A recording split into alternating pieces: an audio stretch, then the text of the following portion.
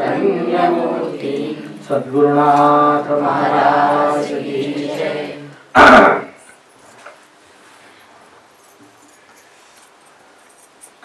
आपल्याला बरोबर कितीला थांबायचं आहे? 6:30. 1 तास लागणार जायला एवढं आपल्याला? नाही अर्धा तास लागत. अर्धा तास. 6:15, 6:15, 6:20 पर्यंत थांबूया. हो चालेल. सरळ जायचं हो. सरळ जायचं, थांबत नाही. 6:20 पर्यंत थांबूया. हो. हा?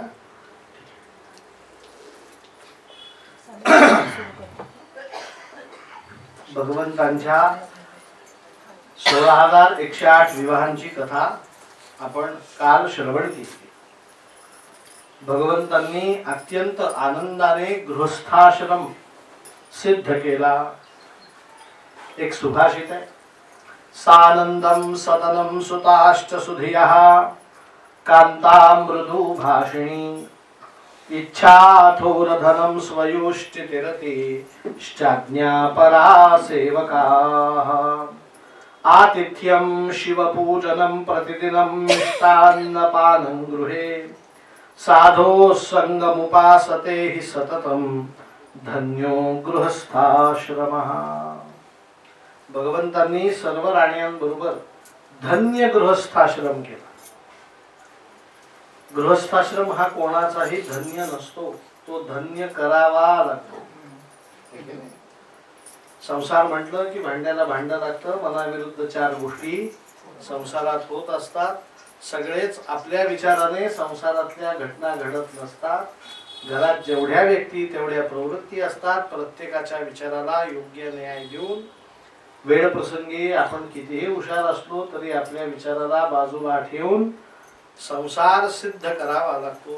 तो धन्य होत नसतो. काय करावा लागतो? सिद्ध करावा लागतो. भागवतात एक संपूर्ण अध्याय सांगितलं की भगवंतांनी प्रत्येक राणी बरोबर धन्य धन्य गृहस्थाश्रम केला. परीक्षित राजाने प्रश्न विचारला, भगवंतांना संतती किती झाली? प्रत्येक राणीपासून 10 पुत्र झाले. किती पुत्र? आणि एक कन्या झाली. परीक्षित राजाने प्रश्न विचारला, म्हणे भगवंत 16,108 राण्यांबरोबर कसे राहत होते? एक दिवस जरी एका राणीकडे राहायचं ठरवलं तर 365 गुणिले 10 3650 दिवस 10 वर्षात होतात. आणि 50 वर्षात 16,108 राण्यांचे दिवस येतात. म्हणजे एका राणीकडे एकदा भगवंत गेले की परत त्याच्याकडे किती दिवसांनी जाणार? भगवंतांनी न्याय दिला कसा? म्हणे परीक्षिता, हा तुला प्रश्न पडला ना, हाच प्रश्न देवर्षी नारदांना पडला. त्यांनी विचार केला की एवी तेवी लोक मला कळ द्याव्या म्हणतातच, आपण कळ द्वारकेत लावून पाहावी. भगवंत 16,108 राण्यांपैकी कोणावर तरी कमी प्रेम करत असतील, कोणावर तरी जास्त करत असतील. जिथे आपल्याला फळ दिसेल तिथे आपण कळ लावू. म्हणून एक दिवस देवर्षी नारद द्वारकेमध्ये गेले आणि या नारदांना खास खात्री की भगवंत बहुतेक रुक्मिणीच्या महाली असतील.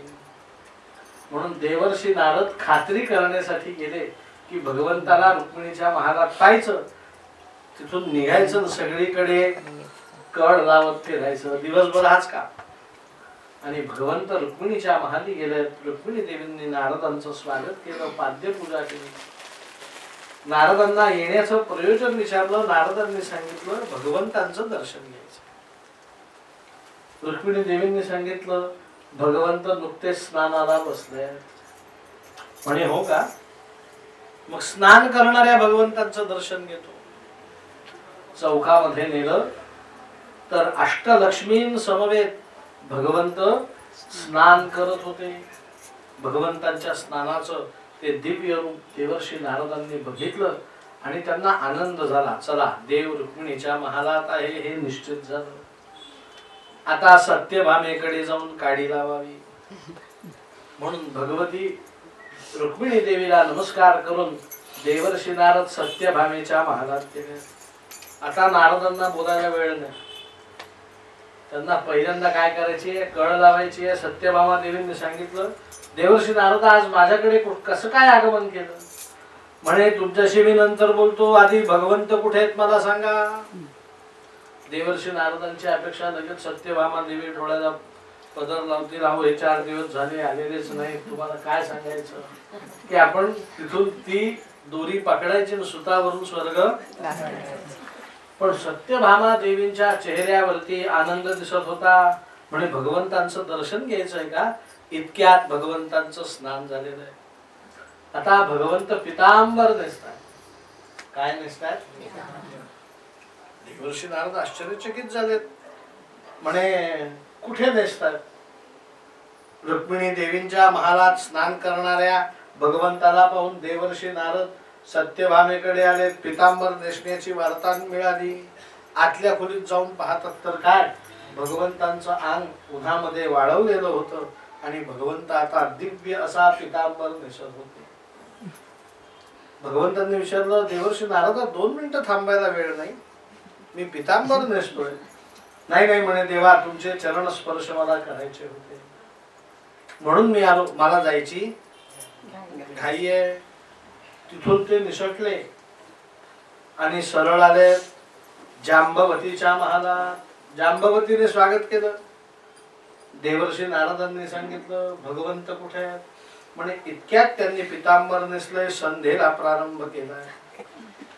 म्हणे कुठे संध्या चालू आहे? देवघरात नेऊन दाखवलं तर भगवंत सोन्याचं पळी, फुलपात्र, तामण घेऊन देवासमोर बसून संध्या करताय. कालिंदीच्या महालात गेले तर कालिंदीने सांगितलं, भगवंतांची संध्या झाली, पूजेला प्रारंभ झाला. नागनजितीच्या महालात गेलेत, म्हणे इतक्यात भगवंतांची पूजा झाली, भगवंत अल्पोपहार करताय. सत्या देवींच्या महालात गेलेत, म्हणे भगवंतांचा इतकाच अल्पोपहार झाला, आता भगवंत मुलांबरोबर खेळताय. लक्ष्मणा देवींच्या महालात गेलेत, म्हणे भगवंत इतक्या वेळ मुलांशी खेळत होते, इतक्यात गाईचं वासरू हंबरलं म्हणून चारा घालायला गेले. देवर्षी नारद संध्याकाळपर्यंत 16,108 राण्यांच्या महालात फिरत होते, पण प्रत्येक महालात त्यांना भगवंतांचं काय झालंय? दर्शन झालंय. सरते शेवटी देवर्षी नारदांच्या लक्षात आलं, भगवंतांची परीक्षा घ्यायला आपण गेलो, पण परीक्षा कोणाची झाली? आपलीच. देवर्षी नारदांनी भगवंतांना साष्टांग नमस्कार घातला. श्री कृष्ण कृष्ण सख वृष्णि वृषभाव निद्र राजन्य वंशदहदानपवर्ग वीर्य गोविंद गोद्विज सुरारति हरावतार योगेश्वराखिल गुरु भगवन नमस्ते. भगवंत प्रत्येक राणीच्या महालात स्वतंत्र रूप घेऊन राहत होते. हे भगवंतांचं सर्वोत्कृष्ट ऐश्वर्य आहे. परीक्षिता, अजून तुला काय विचारायचं? म्हणे भगवंतांचं काही राण्यांबरोबर भांडण. आमच्या शुकमुनींनी सांगितलं, प्रत्येकी बरोबर झालं, पण भांडण झालं नाही ते रुक्मिणी बरोबर. कोणाबरोबर? ती धर्मपत्नी आहे ना. म्हणे मग भगवंतांनीच एक दिवस प्रयत्न केला की ही रुक्मिणी तर काही भांडत नाही, आपण भांडण खोदून काढावं. काही जणांना सवय असते, ते बळबळ भांडण उकरून काढतात. एक दिवस भगवंतांनी मनाशी ठरवलं की आज काही केलं तरी रुक्मिणीला ती चिडल्यावर कशी दिसते हे मला बघायचं आहे, कारण चिडलेली रुक्मिणी मला आजपर्यंत कधी बघायला मिळाली नाही. म्हणून एक दिवस भगवंत बाहेरून आल्यात आणि आल्याबरोबर रुक्मिणी देवींनी स्वागत केलं. भगवंतांनी असं करून निघून गेले. रुक्मिणी देवींकडे बघितलं सुद्धा नाही, सरळ शयन कक्षात गेले आणि भिंतीकडे तोंड करून पाहिले. रुक्मिणी देवींच्या लक्षात आलं काहीतरी स्वारी आज नाराज आहे. रुक्मिणी देवी चरणाजवळ बसल्यात आणि विचारलं, का हो आज बोलत नाही? तुम्हाला काही अल्पोपहार आणू का, फलाहार आणू का, थोडस दूध पिताय का, काय झालंय मला सांगा, माझं काही चुकलंय का, तुम्हाला बाहेर कोणी बोललंय का, कोणाशी भांडण झालंय काय, एवढा आबोला धरण्यासारखं झालं काय? भगवंत फक्त मान वेडी वाकडी करतात, उत्तर काही देत. रुक्मिणीला ते भगवंतांचं असं रूप नवीन होतं. रुक्मिणी देवी काकुळतीला आल्या, त्यांनी सांगितलं तुम्ही जर मला सांगितलं नाही तर मी घर सोडून निघून जाईन. कोणी सांगितलं? काकुळतीने सांगितलं. भगवंतांनी तो शब्द पकडला आणि जागेवरती उठून बसले. हेच हेच रुक्मिणी, मला तुझ्या तोंडून हेच ऐकायचं होतं. म्हणे रुक्मिणी, मला माहिती आहे तू माझ्याशी लग्न तुझ्या मनाविरुद्ध केलेलं आहे. कोण म्हणत? काय म्हणतात? तू लग्न मनाविरुद्ध केलंय, तुझी माझ्या बरोबर लग्न करण्याची इच्छा. पत्र मला पाठवलं, बोलवून घेतलं, पण 8-10 दिवसातच तुझ्या लक्षात आलं की आपला निर्णय चुकला. रुक्मिणी देवीने विचारलं, हे तुम्ही कसं काय ठरवलं? म्हणे रुक्मिणी, तू द्वारकेमध्ये आली, सगळ्यांकडे चौकशी केली की श्रीकृष्ण कोणाचा मुलगा आहे. तर कोणी म्हणे नंदाचा, कोणी म्हणे वसुदेवाचा. तुला शंका वाटायला लागली, मी नंदाचा का यशोदेचा. कोणी म्हणे गवळ्याचा, कोणी म्हणे क्षत्रियाचा, कोणी म्हणे यशोदेचा, कोणी म्हणे देवकीचा. ज्याचे आई वडील निश्चित नाही याचा अर्थ त्याचं कुळ चांगलं नाही, म्हणून माझं कुळ खराब आहे हे जाणून माझ्यावरचं तुझं प्रेम जे पूर्ण होतं ते 1/3 कमी झालं, 33% कमी. पण पुढे पुढे तुला असं समजलं की लहानपणापासून मी चोऱ्या करतो. काय करतो? आतापर्यंत मी चोऱ्याच करत होतो हे तुला समजलं. आणि ते मी चोऱ्या करत होतो समजता क्षणी तुझं माझ्यावरचं जे 2/3 प्रेम बाकी होतं त्याच्यातलं 1/3 कमी झालं. आता शिल्लक फक्त किती होतं? 1/3. पण तुला नंतर समजलं. काय समजलं? की भगवंतांचे आई वडील नेमके कोण हे माहित नाही, त्यांचं कुळ कुठलं हे माहिती नाही. तसं भगवंतांचं वैशिष्ट्य आहे की भगवंत जन्मतः खोटं बोलतात, त्यांच्या बोलण्यामध्ये सत्यवाक्यता नसते. आणि खोटं बोलणारा पुरुष हे ज्या वेळेस समजलं त्या क्षणी तुझं माझ्यावरचं प्रेम पूर्ण कमी झालं. परिणाम रुक्मिणी, तू माझ्याशी संसार करण्याचं नाटक करते. काय करते? तू माझ्याकडे मनापासून राहत, तोंड देखलं माझ्या बरोबर संसार करते. आणि रुक्मिणी, मी तुझ्या अंतरंगात जाऊन विचार केला की तुला आता असं वाटतंय की आपलं लग्न शिशुपाला बरोबर झालं असतं तर आपण कृष्णापेक्षा शिशुपालाकडे जास्त सुखात राहिलो असतो.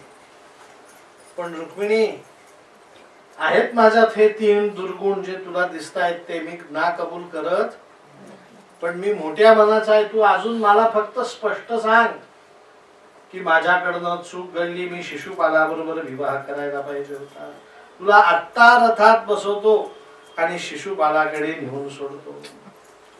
रुक्मिणी, तू सांग सांग सांग. भगवंत असा सांग सांग सांग त्रिवार म्हणतात. तत्क्षणी रुक्मिणी देवींनी आपलं शरीर भगवंतांच्या अंगावरती सोडून दिलं. सगळं शरीर सोडून दिलं, डोळे पांढरे केले. रुक्मिणी देवी आता श्वास घेत नाही, निचेष्ट पडल्या. भगवंत रुक्मिणी देवींना गदागदा हलवतायत आणि रुक्मिणी देवी निचेष्ट पडल्यावरती भगवंतांना एका क्षणात लक्षात आलं की रुक्मिणी इहलोकात राहिलेली नाही.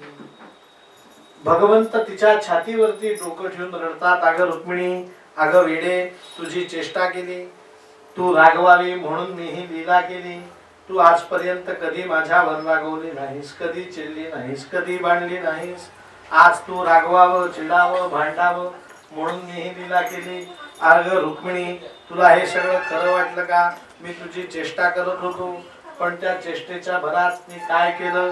मत प्राण प्रियाम रुक्मिणीम त्यजेत. मी आज माझ्या रुक्मिणीला मुकलो. असं म्हणून भगवंत रुक्मिणी देवींच्या छातीवरती डोकं ठेवून घळघळ घळघळ अश्रुपात करतायत. भगवंत रडायला लागले. परीक्षिता, संध्याकाळची वेळची ही घटना, संध्याकाळ झाली, रात्र झाली, मध्यरात्र झाली, उत्तर रात्र झाली, भगवंतांचे डोळ्यात अश्रू काही थांबे ना. भगवंतांनी विचार केला, आता रुक्मिणी गेली, हे सगळ्यांना सांगावं लागेल.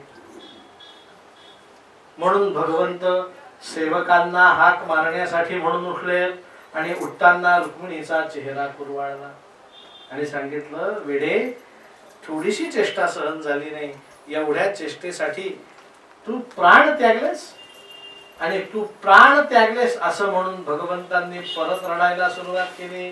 त्यांच्या डोळ्यातनं परत अश्रू येऊ लागले आणि अश्रून समोर सगळं धुसर दिसायला लागलं. समोरचं काही दिसत. थोडा वेळ भगवंतांनी परत अश्रुपात केला आणि डोळे पुसले आणि पाहतात तर काय, रुक्मिणी देवी टक्क डोळे उघडून भगवंताकडे पाहत. भगवंतांना हायसं वाटलं, रुक्मिणी रुक्मिणी तू तर जिवंत आहेस, मग हे प्राण सोडण्याचं नाटक का केलं? रुक्मिणी देवींनी सांगितलं, भगवंता तुम्ही निष्कलो निरंजनो निर्विकल्पो निराख्याता ही श्रुतींनी केलेली तुमची स्तुती आहे. तुम्ही पूर्ण परब्रह्म सच्चिदानंद घन नारायणे, वेदातली प्रत्येक ऋचा तुमची स्तुती करते. ज्या वेळेस तुम्ही बोलतात ते काय बोलतात हे महत्वाचं नाही, तुम्ही जे बोलतात ते नेहमी सत्य असतं. भगवंत खोटं कसा बोलेल? भगवंतांच्या मुखातलं वाक्य खोटं कसं असेल? भगवंता तुम्ही जे बोललेत माझ्याशी, जी तुम्ही सगळी मनोभूमिका मांडली, देवा ती खरी आहे. म्हणे कशी? म्हणे देवा तुम्हाला तुम्ही कोणाचे हे आजपर्यंत कोणी ठरवलं नाही. आणि देवा तुम्ही वसुदेवाचेही नाहीत, तुम्ही नंदराजाचेही नाहीत, तुम्ही देवकीचेही नाहीत, तुम्ही यशोदेचेही नाहीत, तुम्ही गवळ्या घरचेही नाहीत, तुम्ही क्षत्रिया घरचेही नाहीत. म्हणे मग मी कोण आहे? म्हणे भगवंता तुम्ही कोण आहात? तर तुम्ही अजन्मा पूर्ण परब्रह्म नारायण आहात. तुम्हाला जन्मही नाही, तुम्हाला जन्मही नाही, त्या अर्थी तुम्हाला आई वडीलही नाही. आणि तुम्हाला आई वडील नाहीत त्यामुळे तुम्ही वसुदेवाचे का देवकीचे हा निर्णय करणं मूर्खपणा आहे. म्हणून भगवंता तुम्ही म्हटले की मी वसुदेवाचा आहे का देवकीचा आहे, आजपर्यंत निर्णय झाला नाही. ते वाक्य कसं होतं? खरं होतं. देवा तुम्ही दुसरी गोष्ट मला सांगितली की लहानपणापासून मी आतापर्यंत चोऱ्या करतो. भगवंता तुम्हाला खरं सांगू का, मी तुमच्याकडे आकृष्ट का झाले तर तुम्ही चोरी करतात म्हणूनच. तुमच्यातला मी कुठला गुण पाहिला? चोरी करणं. पण तुम्ही सामान्य वस्तू पदार्थांची चोरी करत नाही. तुम्ही कशाची चोरी करतात? ब्रजे वसंतम नवनीत चौरम गोपांगनानाम यदुकूल चौरम अनेक जन्मार्जित पाप चौरम. तुम्ही जन्मोजन्मीच्या मनुष्याच्या पापांची कर्मांची चोरी करतात म्हणून तुम्ही चोर नाहीत, चौराग्रगण्यम चोरांचे सरदार आहात.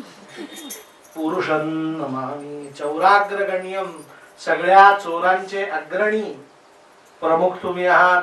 आणि तुमची ही चोरी करण्याची पद्धती मला फार आवडते. म्हणून भगवंता मी तुमच्यावरती विशेष प्रेम करते. आणि तिसरी गोष्ट तुम्ही काय म्हटले की मी खोटं फार बोलतो. देवा तुम्ही कधीच खोटं बोलत नाही. तुमच्या मुखातनं बाहेर पडलेलं वाक्य खोटं जरी असेल तरी तुम्ही भगवंत आहात आणि भगवंतांच्या मुखातलं मिथ्या वाक्य सुद्धा हे सत्य वाक्य असतं. काय असतं? कारण तुमचं स्वरूप कसं आहे? भागवताच्या पहिल्या श्लोकामध्ये सांगितलं, जन्माद्यस्य यतोऽन्वयादितरतश्चार्थेष्वभिज्ञस्वराट् तेने ब्रह्महृदाय आदिकवये मुह्यन्ति यत्सूरयः तेजो वारिमृदां यथा विनिमयो यत्र त्रिसर्गो मृषा धाम्ना स्वेन सदा निरस्तकुहकं सत्यं परं धीमहि। गोपाल कृष्ण भगवान। लक्षात ठेवा, भगवंतांनी एक दिवस श्वास घेतला. काय घेतला? श्वास घेणं स्वाभाविक प्रवृत्ती आहे, पण भगवंतांनी श्वास घेतला, ब्रह्मदेवाची निर्मिती झाली आणि ब्रह्मदेवापासून सृष्टीची निर्मिती झाली. नुसत्या श्वासाने सृष्टीची काय झाली आहे? बर, घेतलेला श्वास सोडावा लागतो, त्याला निश्वास असं म्हणतात. यस्य निश्वसितं वेदा, त्या भगवंतांनी घेतलेला श्वास सोडला तर 4 वेदांची निर्मिती झाली. ज्याच्या श्वासातनं, ज्याच्या निश्वासातनं सृष्टी वेदाधिक सर्वोत्कृष्ट सत्वगुण पदार्थ निर्माण होतात, ते भगवंत मिथ्या बोलतात असं म्हणता येईल का? भगवद्गीतेचं वैशिष्ट्य आहे की भगवद्गीतेमध्ये अनेकानेक श्लोक आहेत, पण ज्या श्लोकाच्या आधी श्री भगवानुवाच असं म्हटलं जातं, त्या ठिकाणी कळत न कळत मनुष्याचे हात जोडले जातात. कोण बोलतंय? श्री लक्ष्मी. भगवान म्हणजे श्रीकृष्ण, लक्ष्मी सहित श्रीकृष्ण बोलतायत असं म्हटल्यावर आम्ही त्या वाक्यावरती काय ठेवतो? त्यामुळे तुमचं बोलणं असत्य आहे असं आम्हाला म्हणता येत नाही. आता भगवंता, राहता राहिला प्रश्न जो तुम्ही विचारला नाही, पण मी उत्तर देऊन टाकते की मी प्राण गेल्याचं नाटक का केलं? तर भगवंता, तुम्ही आत्ताच मला सांगितलं की मी खोटं फार बोलतो. तर देवा, माझ्या लक्षात आलं की तुम्ही हे नाटक सुद्धा खोटं खोटं करत होते. मला हेही माहिती आहे, मी रागावं, चिडावं, संतापावं. नयन धन शरुष्ये भोव यांच्या प्रतापे माझ्या भुवया अशा चांगल्या झाल्या. डोळे खदिरांगारा सारखे लाल व्हावे आणि मी तुमच्यावर रागावं, चिडावं आणि तुम्ही माझी मौज पाहावी या उद्देशाने तुम्ही बोलणार. भगवंता, हे तुमचं नाटक होतं, पण तुम्ही कोण आहात? नमस्ये पुरुषं त्वाद्यं ईश्वरं प्रकृते परम अलक्षं सर्वभूतानां अंतर्बहिरवस्थितं माया जवनिकाच्छन्नं अज्ञाधोक्षजमव्ययं न लक्षसे मूढदृशा नटो. तुम्ही कोण आहात? नट. नटो नाट्यधरो यथा. भगवंता, तुम्ही स्वतः या जगताचे सूत्रधार नट आहात. मग जग नावाच्या पिक्चर मधले तुम्ही प्रमुख नट, तुमची हिरोईन मी आहे नटी. तर मला सुद्धा तुमच्या बरोबर संसार नाटक करावं लागेल, म्हणून तुम्ही रागवल्यासारखं केलं, म्हणून मी प्राण सोडल्यासारखे. पण भगवंता, तुम्हाला मी एकच सांगते, मी तुमची अंतरंग प्राणप्रिया आहे. कशी आहे? माझ्या मनात तुमच्याबद्दल कधीही किंतु परंतु आला नाही, येणारही नाही. म्हणून भगवंता, आज जशी माझी चेष्टा केली तशी परत चेष्टा तुम्ही करू नका. आज मी खोटे प्राण सोडले, पुढच्या वेळेस ते प्राण कदाचित खरेही जातील. गोपाल कृष्ण भगवान. परीक्षिता, याच भगवंतांनी, लक्षात ठेवा, शुकमुनींचं वाक्य की भगवंतांनी आपल्या राजनीतीने महाभारताचं युद्ध घडवून आणलं. महाभारताचं युद्ध झालेलं भगवंतांनी काय केलं? घडवून आणलं. स्वतः महर्षी वेदव्यास म्हणतात, भीष्मद्रोण तटा जयद्रथ जला गांधार नीलोत्पला शल्यग्राहवती कृपेण वहनी कर्णेन वेलाकुला अश्वत्थाम विकर्ण घोरमकरा दुर्योधनावर्तिनी सोत्तीर्णा खलु पांडवैरण नदी. आणि मी म्हणतोय त्याला पुरावा, कैवर्तक केशव. कैवर्तक घडवून आणणारा कोण होता? केशव. भगवंतांनी महाभारताचं युद्ध कसं घडवून आणलं? तर भगवंतांना दुर्जनांचा नाश करायचा होता. तो नाश करता करता सज्जनांचं रक्षणही करायचं होतं. दोन्ही गोष्टी एका वेळेस काय करायच्या आहेत? सिद्ध करायचं आहे, है की नाही? इकडे वरणालाही फोडणी द्यायची, तिकडे भाजीलाही हलवायचं.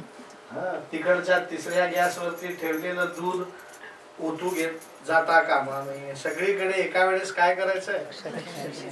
भगवंतांनी युक्ती केली. महाभारताच्या युद्धामध्ये सगळ्यात दुर्जनांना कौरव पक्षामध्ये एकत्र केलं आणि कौरव पक्षामध्ये सगळ्यात दुर्जनांची संख्या झाली 11 अक्षोहिणी. किती झाली? आणि पांडवांच्या बाजूने जे सज्जनांचं सैन्य होतं त्यांची संख्या होती 7 अक्षोहिणी. आता तुम्ही बीजगणित जर सोडवलं असेल शाळेत तर 2 सारखे शब्द वजा होतात. अक्षोहिणी अक्षोहिणी सैन्य काय करा? वजा करा. इकडे 11 तर तिकडे. जे श्रीकृष्णाच्या काळात द्वापर युगात सज्जन दुर्जनांचा हा रेशो होता 11ला 7. किती होता? 11 दुर्जन तर सज्जन किती? 7. आता खूप फरक झालाय बरं का. हे कलियुग आहे. आता 11ला 1 असेल कदाचित, असं काय आपल्याला माहिती. पण सगळ्या दुर्जनांना कौरव पक्षामध्ये एकत्र केलं, सज्जनांना. मी म्हणतो त्याला मुख्य पुरावा काय? सगळं सैन्य सोडून द्या. कौरव किती होते? किती होते? 52. 100. आणि पांडव किती होते? 5. दोघांचं युद्ध झालं तर तुम्हाला मी अनालिसिस करायला सांगितलं. मग काय येईल? अजून झालेलं नाही युद्ध. तर आपल्याला अनालिसिस असं करावं लागेल की हे पांडव खूप शूरवीर धीर जरी असले तरी 5 मधले 2-3 तरी जातील आणि यांचे 5-50 जातील, 5-50 राहतील, असंच म्हणावं लागेल ना. पण घडलंय नेमकं उलट. 100च्या 100 मेले आणि इकडे 5च्या 5 जिवंत राहिले. असं कधी होतं का? एवढं 100% गणित सुटतं का कधी आयुष्याचं? कौरव किती मेले? 100च्या. आणि पांडव किती जिवंत राहिले? 5च्या 5. 100% दुर्जन मेले तर 100% सज्जन शिल्लक राहिले. आता ते राहिलेत याला कारण ते स्वतः नाहीत, ते गेलेत याला कारण ते स्वतः नाहीत. याला कारण आहे कैवर्तक केशवा. कोण आहे?